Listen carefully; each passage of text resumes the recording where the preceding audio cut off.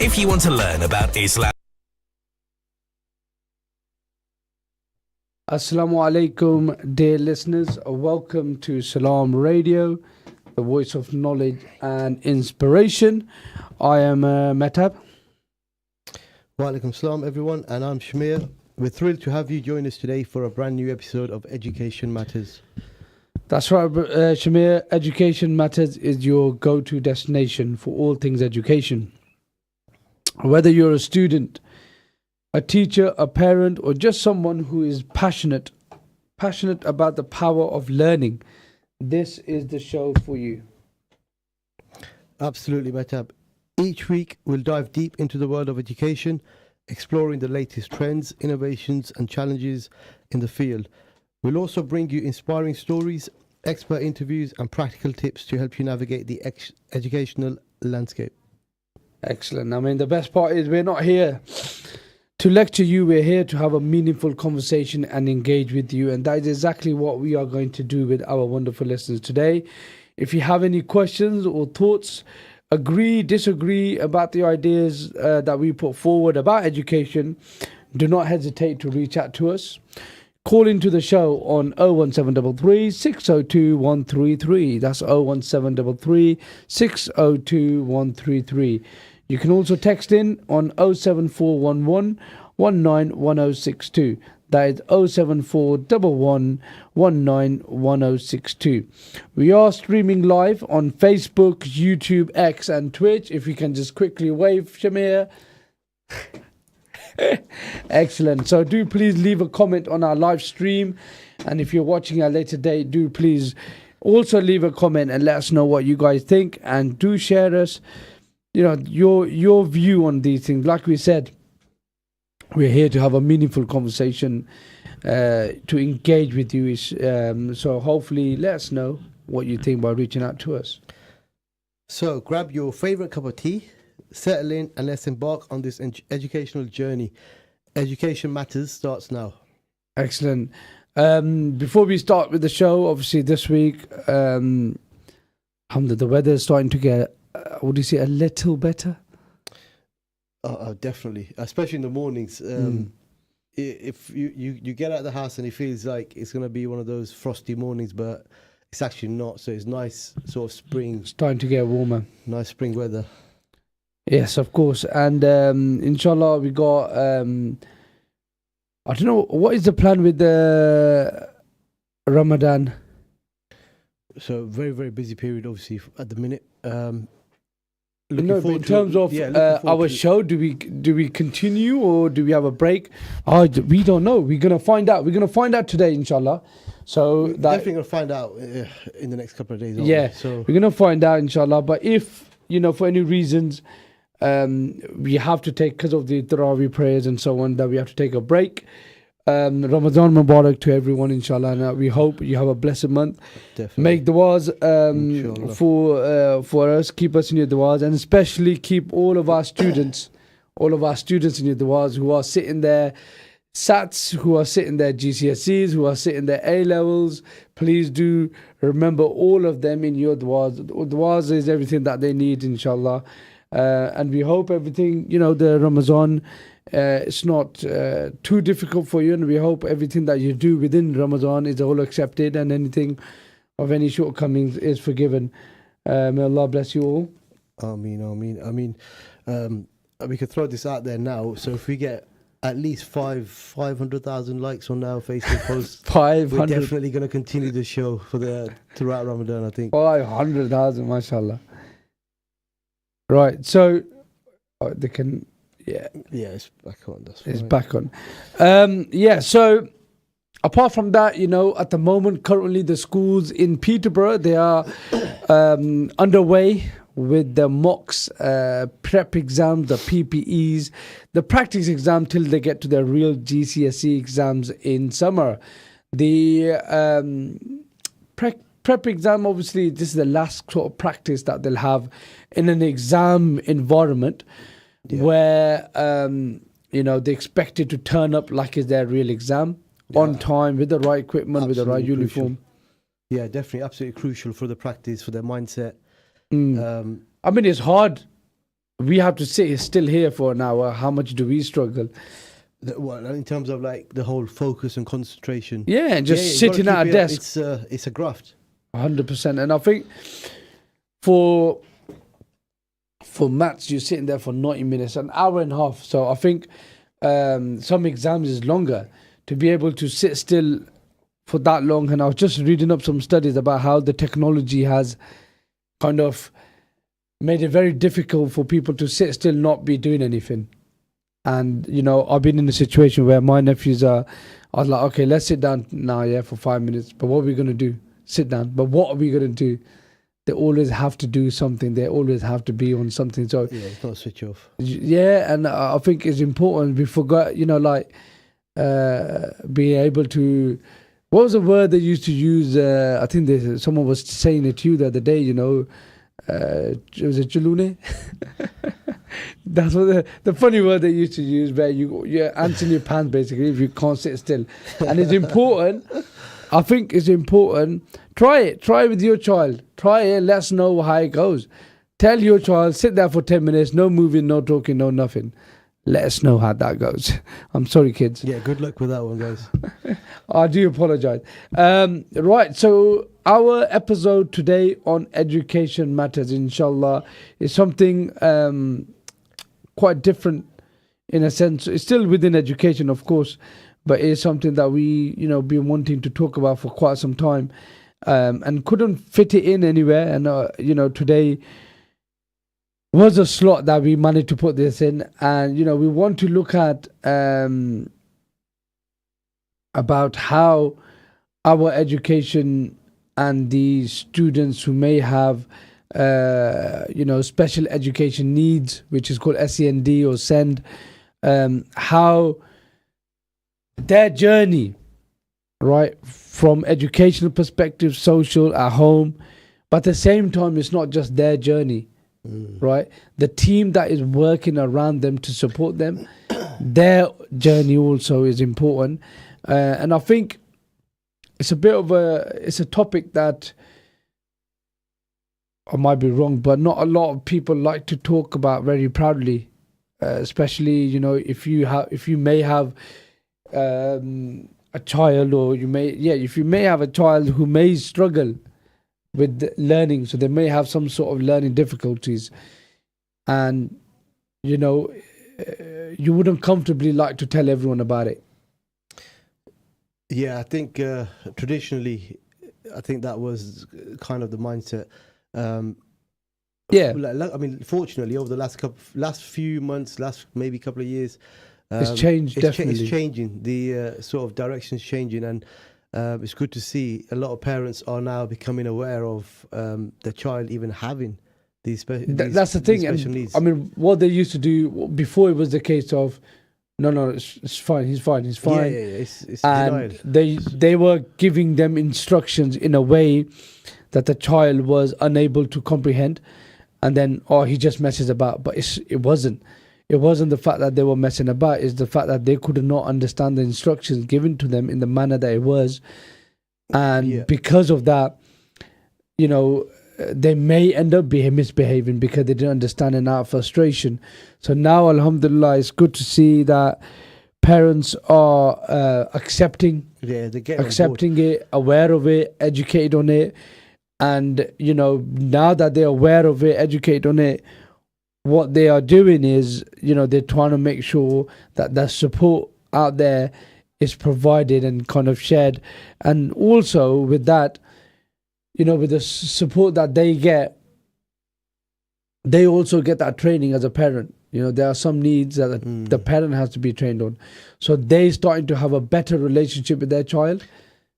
Definitely. I think this is one of the more interesting sort of changes in my experience in SEND, whereas I think not every parent, obviously I'm not going to put everyone in the same sort of basket, but there was a lot of onus put on the schools. So it's almost like if your child had special education needs, they were kind of left to deal with that at school. And whatever happened between 9 and 3, it was the school's responsibility to deal with this, put strategies in place. And and the parent never sort of came in the picture. Again, not everybody, but you didn't really see much of the parent in that side, whether it's a communication or a part of the process. Whereas, again, like now, I'm starting to see a lot more. I'm starting to get a lot more parents talk to me directly. They're aware of it. They can actually say, "This is what's wrong with my child," or Absolutely. this is the issue that they're having. They're asking the right questions. Yeah. They are looking in the right places for information. Yeah. They're teaching themselves along the way as well. And what that's doing is it's bringing results more quicker, or you're getting the results a lot more quicker. You're able to make progress. Leaving it to the schools, because again, with schools, what we have is a lot of movement with teachers. So imagine your child's been working with a SEN coordinator for a couple of years, and all of a sudden teachers left. Now who picks up the pieces, or will it be a smooth transition, or will it need the support of the parent static again for a few years before someone else picks it up again? But the parents being involved in this process, I think those issues are being addressed very, very quickly and at an earlier stage, which is really crucial.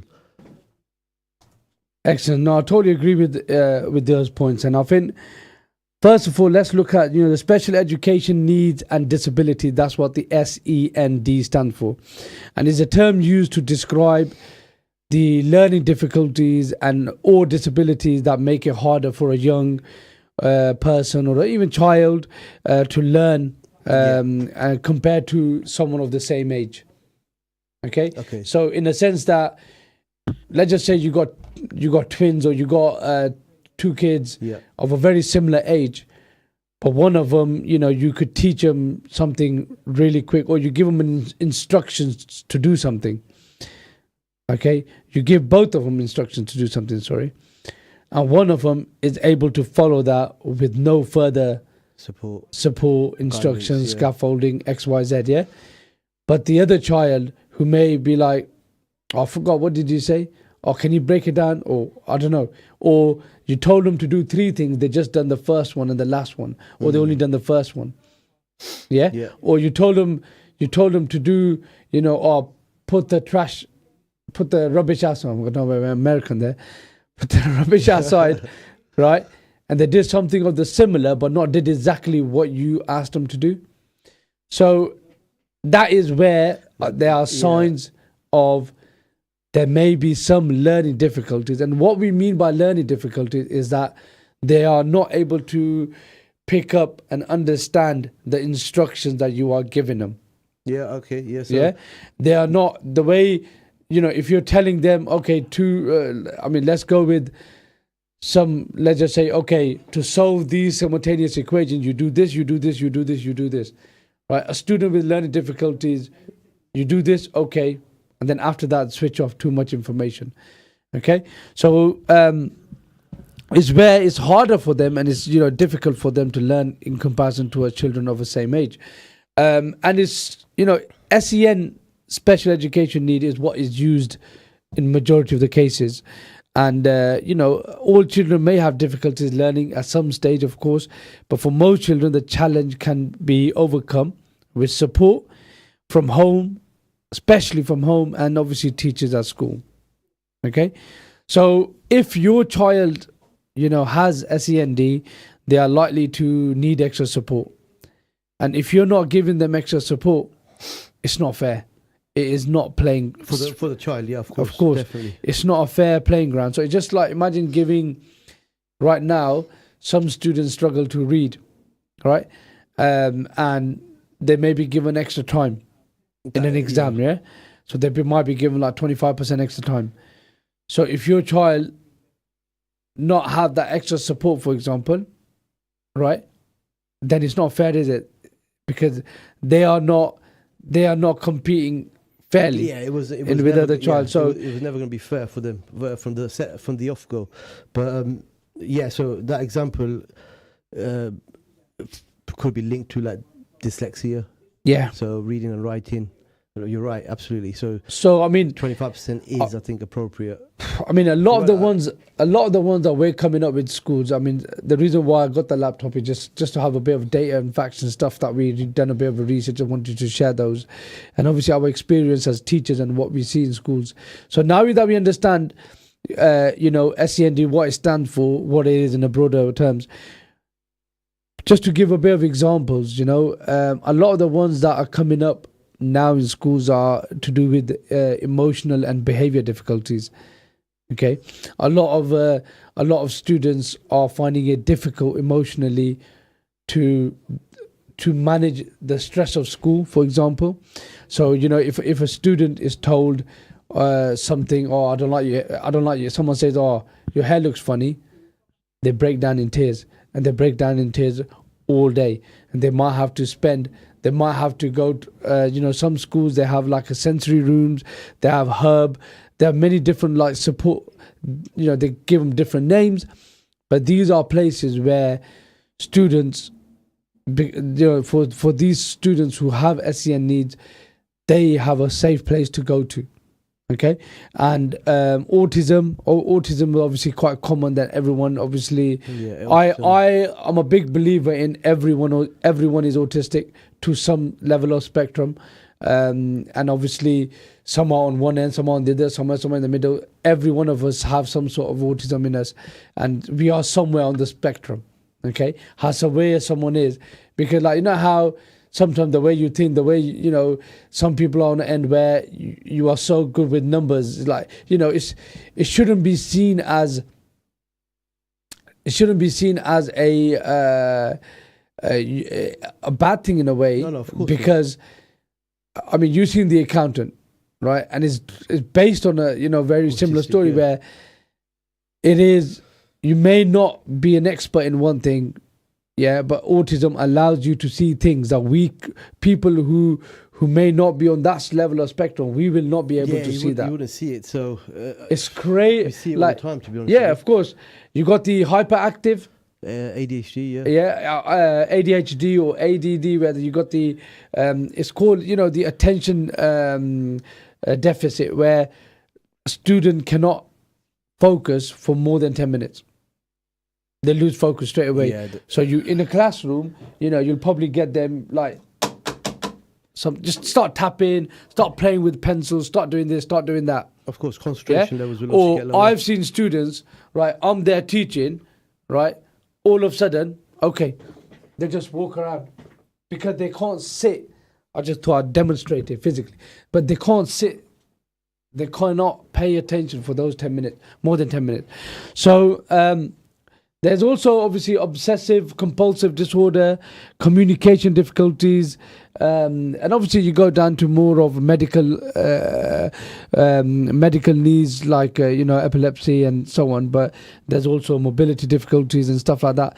But what we want to focus on is the attention deficit, the autism, the ADHD, communication difficulties. What do you think about communication difficulties? I mean, I've worked with students, I just want to, if you just like to, obviously, let's go into the school aspect. Yeah.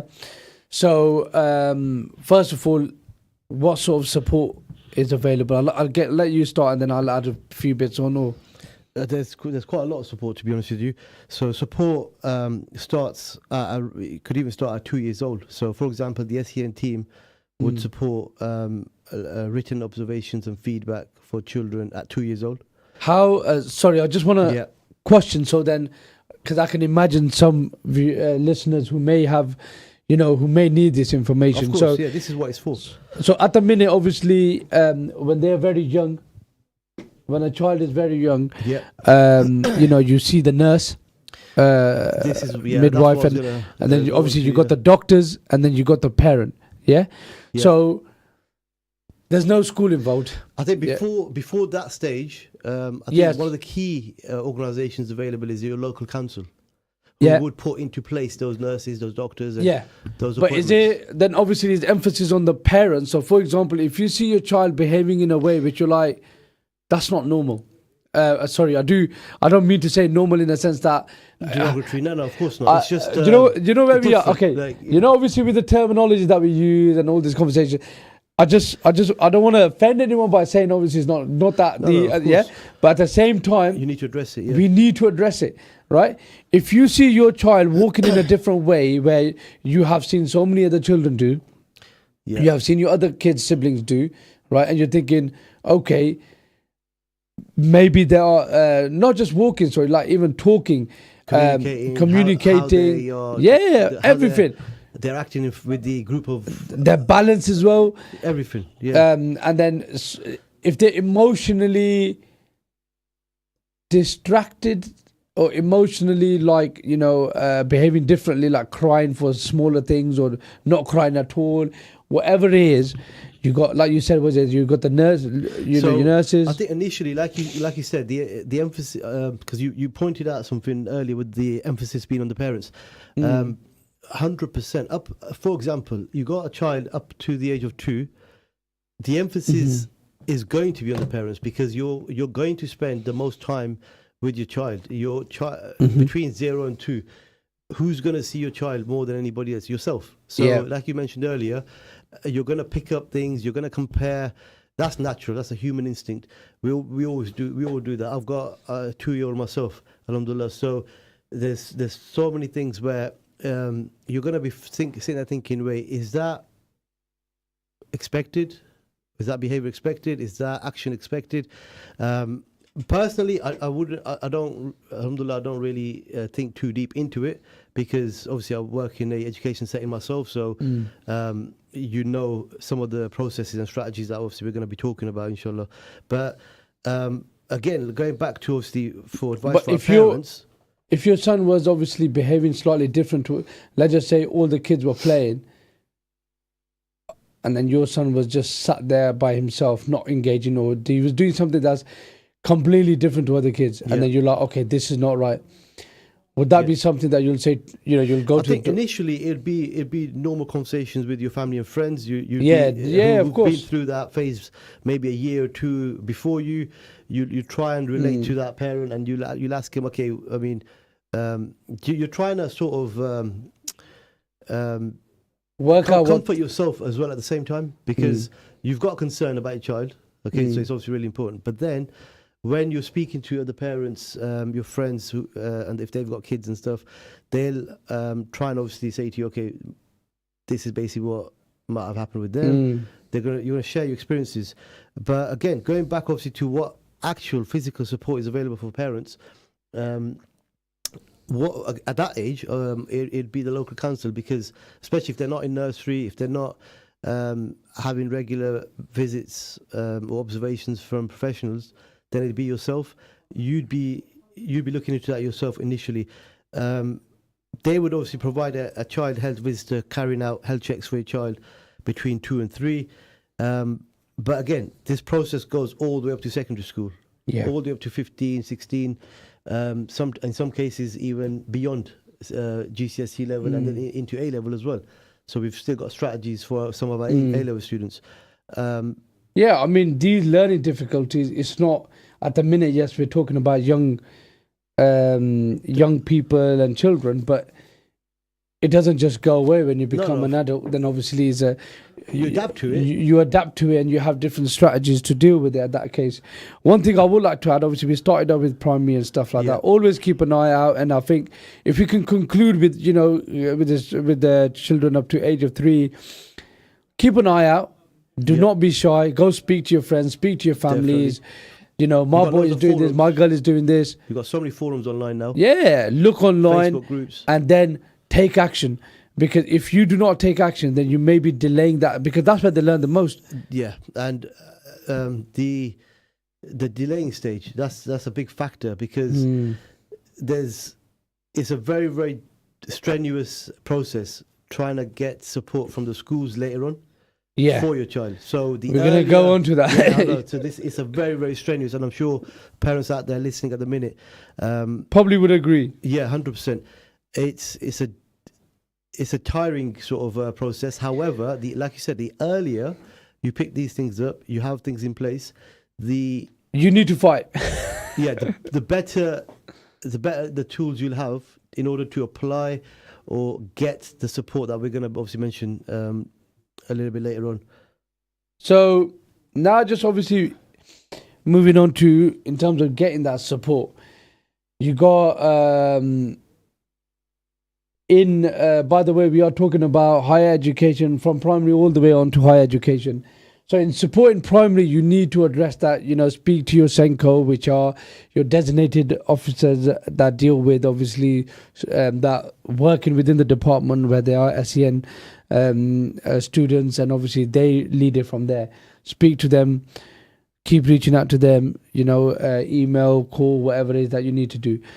After this break, very short break, obviously we're going to go on to more into secondary, and obviously talk about what we do and how you could implement some strategies at home for your child. How could you could do some tests at home, and then what to do, if you're really concerned, in terms of education as well, and how you can seek the right support. You're listening to Education Matters at Salam Radio. We'll see you shortly after the break. Assalamu alaikum. Stay tuned to Salam Radio after this short ad break.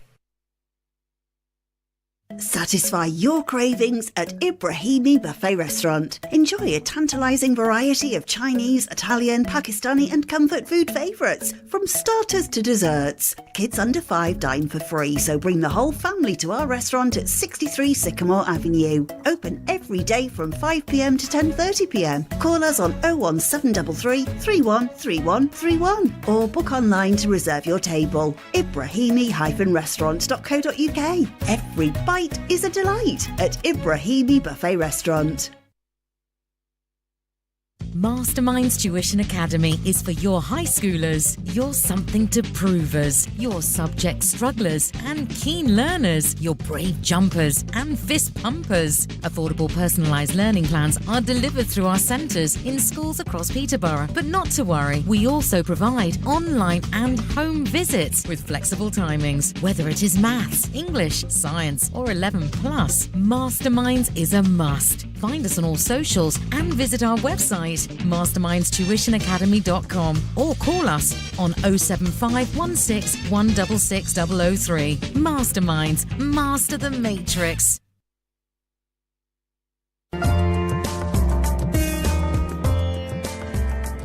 Where can you get high quality and low prices? Amar Food Store and Halal Meat in Lincoln Road, Triangle is the place to go. Pay us a visit and take advantage of our special offers and great range of products on groceries, vegetables, fruits and halal meat. Also send money to Pakistan absolutely free. We have all top brands at special offers, offer free customer parking and provide a free local delivery service. Amar Food Store and Halal Meat, 613B Lincoln Road, Peterborough. Call us on 01733 687 374. High in quality, low in prices.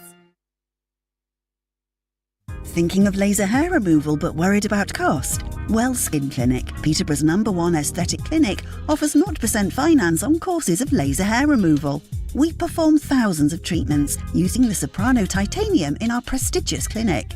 Virtually pain-free and suitable for all skin types, our team of aesthetic professionals can help you achieve your goals affordably. Well Skin Clinic, making life-changing aesthetic treatments affordable for all. 40 Cowgate, Peterborough. Call or WhatsApp us on 01733 555540.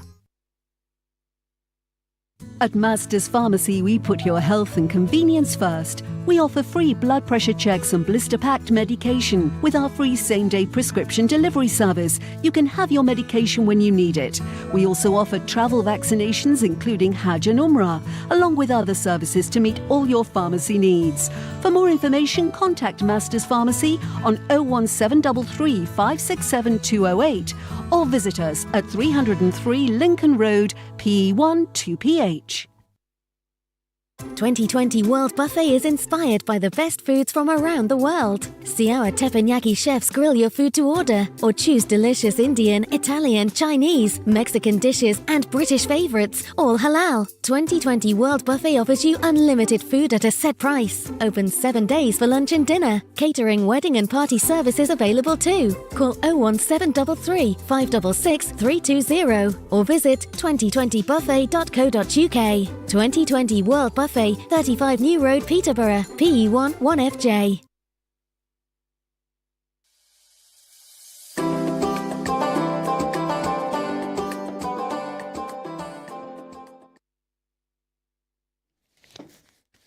Assalamu alaikum and welcome back to Salam Radio. You're listening to your host Mehtab and Shamir, and we're here on Education Matters, discussing education and SEND, both in primary, secondary, and also how and what you can do at home to support any child who may have some learning difficulties. Early on, before the break, we talked about primary, and we talked about, I think pre-primary, yeah. How, you can seek out the local council, what sort of things to look out for, and how you can get that support. In primary, we have had many, Shimi, I think will be able to agree, parents who have contacted our tuition company, and they are struggling to get the support that they feel their child should receive due to education needs, and also they enroll to our education, and then we've been able to support them with the letters of our assessments. So what we can conclude from that is it's not easy. It's not an easy process. We got to understand and appreciate with the funds that the school will have, and to support that, the capacity that they will have to support. And yes, unfortunately, sometimes priorities, there are priorities within the school based on obviously their needs and stuff. So it can be quite difficult, and sometimes it can become a battle. But make sure you know who your Senko lead is, right? You are sending those emails if you are concerned about your child, if you would like them to be assessed, and then if you want to know what support is given by them, that could be given. You see, with the SEND, it can affect your child, and it can affect their reading, writing. One of the examples, like dyslexia, right? And that can affect them. And if you're unable to read or write as strongly as other candidates, you are going to struggle to answer the question. If you didn't understand the question, if you're unable to read the question, you're not going to understand the question, and you're not going to be able to answer that question, especially if you're struggling to write as well. The ability to understand things, major impact. And concentration levels, which we talked about through hyperactivity disorder, ADHD, and obviously emotional and mental health being. Right, so now let's talk about, in terms of what sort of stuff, what sort of things, what sort of support is available, and what do we do in our school, for example, or what do primary schools as well do to support? What provision do they put in place to support the students with their educational needs? Do you want to start off? Yeah, that's fine.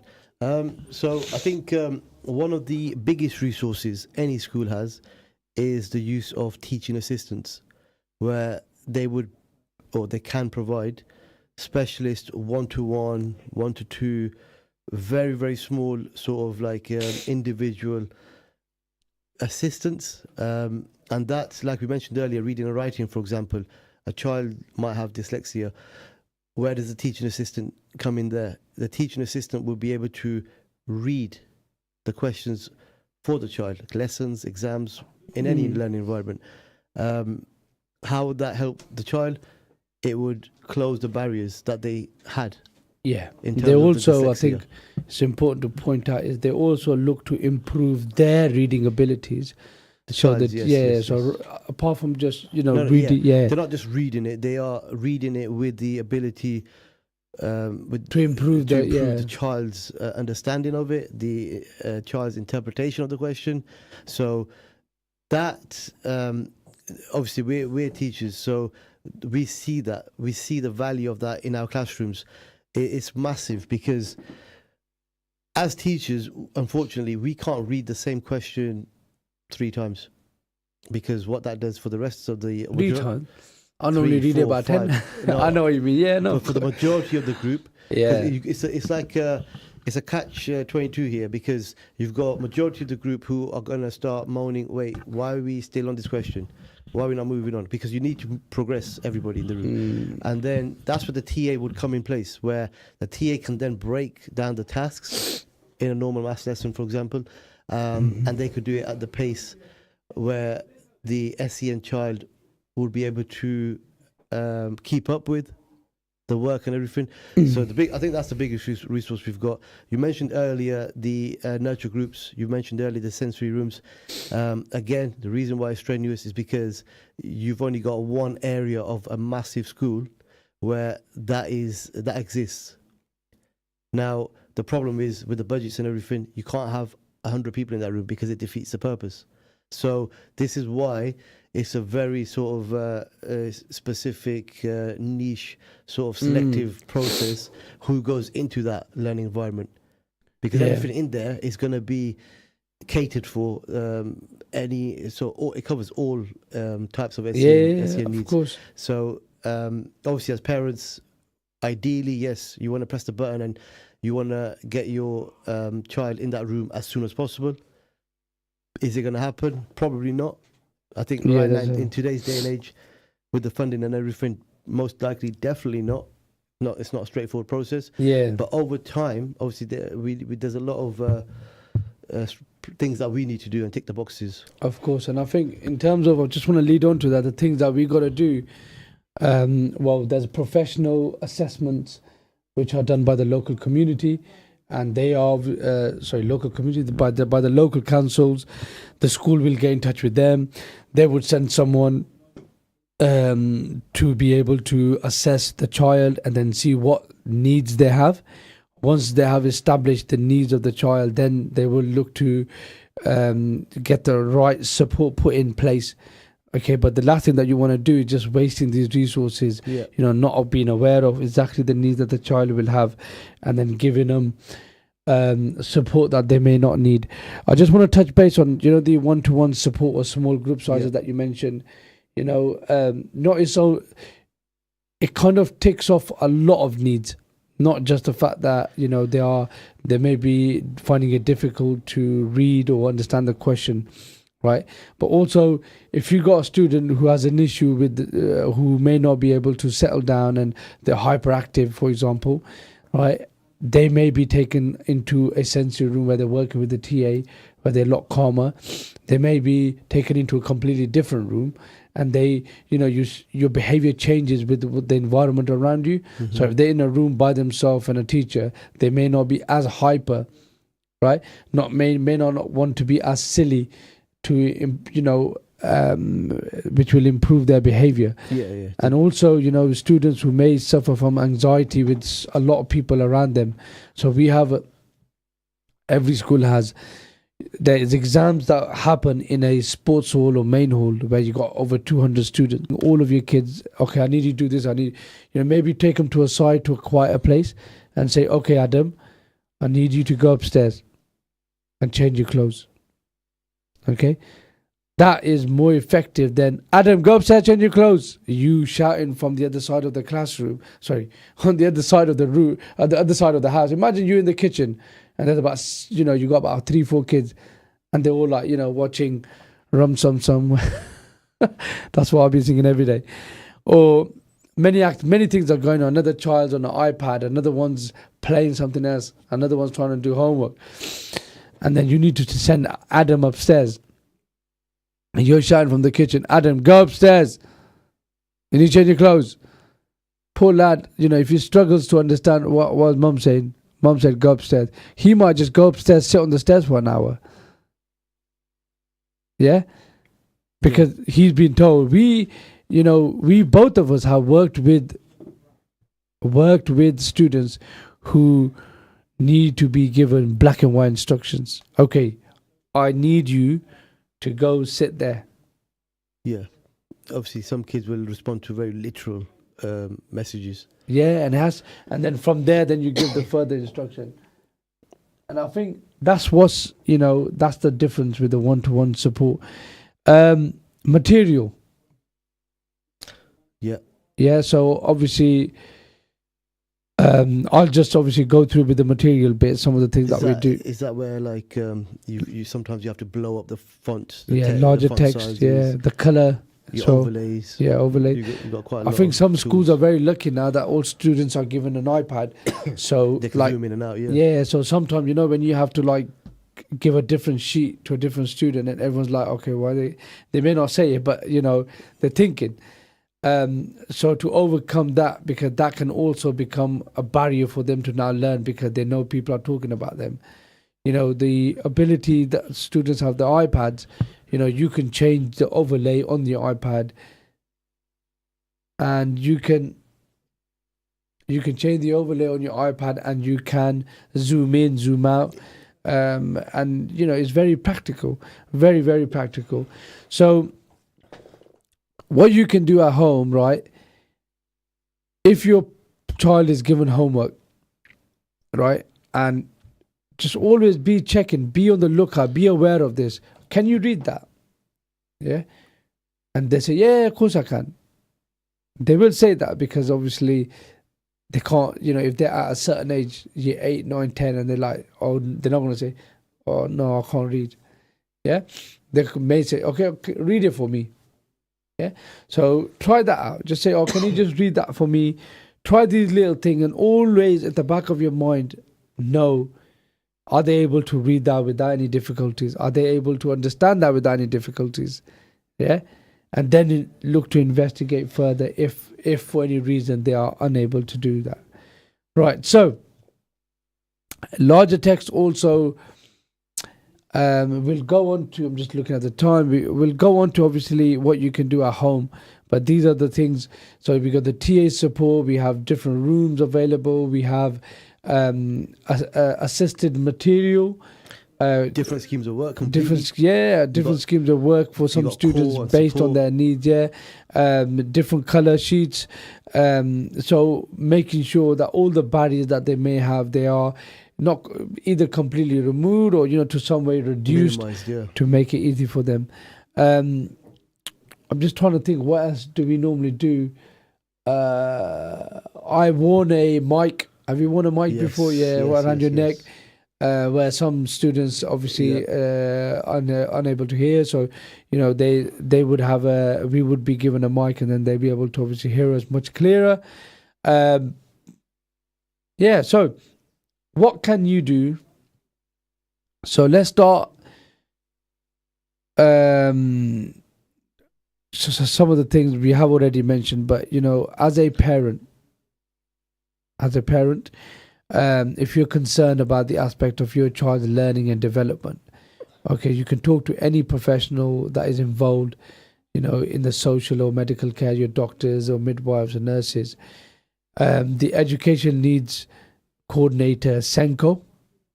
So it's basically send and co with the coordinator in your child's nursery, school, secondary school, college, wherever you go. There will always be a SENCO assigned. Know who they are, and they can obviously also give you the right support. Another, I think, big area, I think we might not have mentioned it at the minute, educational healthcare plan. So you can ask your local authority to carry out an assessment if you think your child needs an EHC, which is abbreviated to an EHC plan. A young person can request it if they're between the age of 16 and 25. Again, if you decide to carry out an assessment, you may be asked for reports from your child's school, nursery, childminders, tuition services. You mentioned earlier, Tuition Academy. doctors' assessments of your child's. Yeah. a letter from yourself even about your child's needs, your observations, your Yeah. feedback. The local authority will tell you within 16 weeks whether an EHC plan is going to be made for your child. They will then create a draft, and you will have 15 days to comment, including if you want to ask that your child goes to a specialist needs school or a college. And then obviously, finally, your local authority has 20 weeks from the date they receive the request for the assessment to give you the final EHC plan. So like we mentioned earlier, big time periods obviously involved here, because it's a very sort of, you've got to get it right. So it's not going to be overnight. They mentioned obviously the specialist needs schools. There's obviously some around Peterborough. Fortunately, I think they've made this compulsory for all teacher training, where you go away and you spend a week at least in a specialist school to see that environment. Because, and I found that really useful, because before my teacher training and my week in a specialist school in Peterborough, I genuinely had little. Well, I reflected back after that week, but I probably had little to or no knowledge in so many special education needs that are out there in our schools. The whole mic experience you said, that happened, I experienced it in that week training in the specialist school. Not so common obviously in a mainstream secondary school, but again, those sort of things for me were crucial, because then it allowed me, so if I ever came across an SEN child, at least I am better prepared with the knowledge and training that I've had now to be able to come up with a strategy or solution. Or if I haven't got a strategy or solution, even from a teacher's point of view, like you mentioned, the Senko, the school SEN team. You'll know where to go to get that. Exactly. I now know where to go to, where to get the help from, because we're obviously forever learning ourselves. Of course. Educational health plan, just to let you guys know, is for children and young people. It can be, I think it's up to age 25. Yeah. It basically just sets out the child's special needs, special education needs, the support that they need, and obviously what they are looking to achieve. Okay? And Teachers what it means, of course, the reason why it's important is because if you have an education health plan, the school gets funding, they get extra money for that. So then the school is obviously responsible for maintaining and basically saying where have they spent that money in order to support your child, or whichever allocation of the budget it is. I think the parents I might have to double check on this, but there is also some fundings or some sort of services available for you as a parent. If your child has an education health plan, there may be something available for you as well. Personal budget. Yeah. So there will be some sort of entitlement for you, and it just makes the playing field fair. Level playing field. That's the end goal. I think. Anyways, you can't have some children starting 100 meters ahead of you, and then you'd be expected to compete in that race. It wouldn't be fair. Right. So the other thing, obviously, the educational health, there are 4 areas of the special education needs and disabilities which have been categorized. So you got the communication and the interaction, where your where your social and emotional kind of interaction comes in, how you talk to people, whether you can communicate with people, cognitive and learning, basically, where how are you able to process information if you're given instructions? How are you able to deal with that? Social, emotional, and mental health difficulties, they also come under this. And finally, sensory or physical needs. These are the 4 categories, 4 areas which the needs can lie within. And obviously, after the assessment, you could be given clear cut as to this is, the needs of the child, and these are the supports available for the child. Moving on to, obviously, we have, talked about what we do in our schools. We talked about what you as a parent can do to get some support. Now, what you as a parent can do at home. Okay, slightly older child now.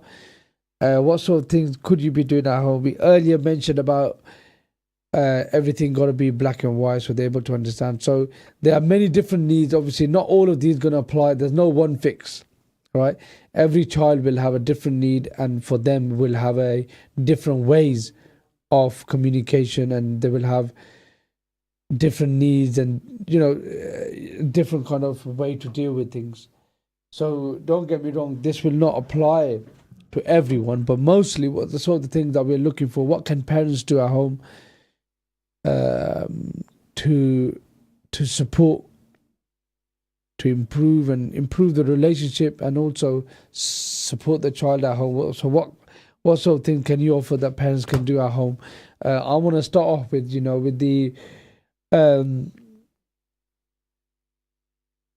the social interactions, right? Have your child talk to you about some of the things that they are thinking, yeah? Right, so when someone comes on the house, ask them, how did you feel? How did that make you feel? Yeah? Because some of them actually start to get panic attacks when they are in a social environment. So ask them, so-and-so came around the house, how did that make you feel? Right? What can we do to change that? Yeah? Would you like it if you sit in a different room? Would you want only 4 people in here? Would you want just 5 people in here? Yeah?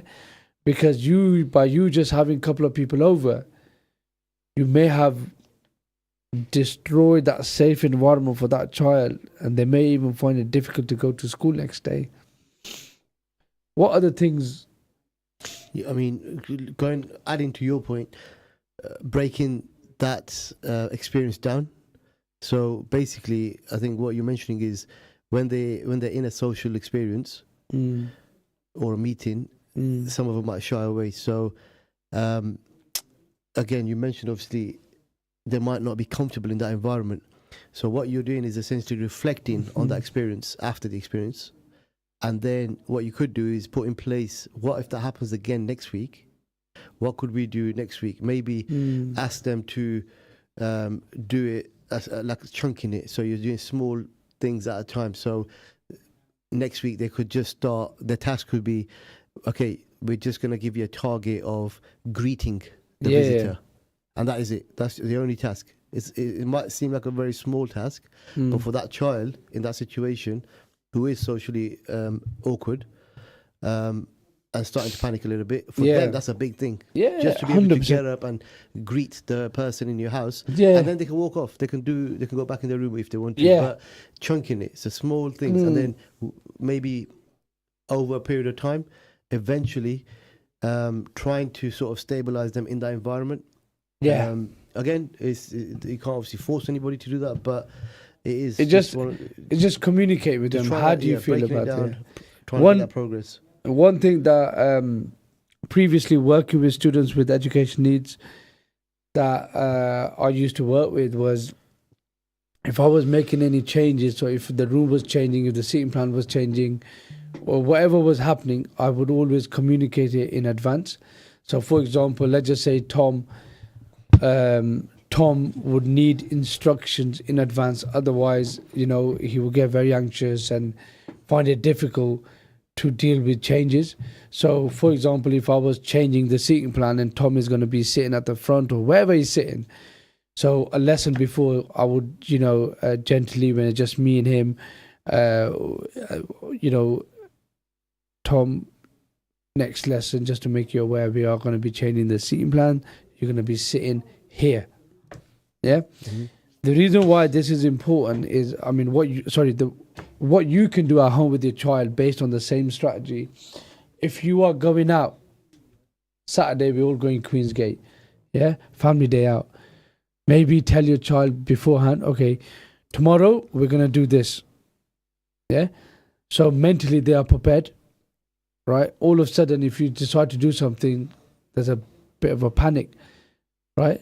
Because we're not talking with child who may think straightforward as you. They may have so many things to think. Oh, well, what if I see so and so there? What shall I wear? What shall I do? What shall I do? So if you feel like your child may have some learning delays or learning difficulties and so on, or all the things that we mentioned, give these instructions in advance.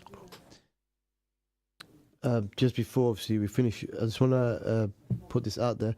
So help and advice, you can call the Contact a Family helpline for help and advice. This is a government-based organisation, so the government obviously recommends this one.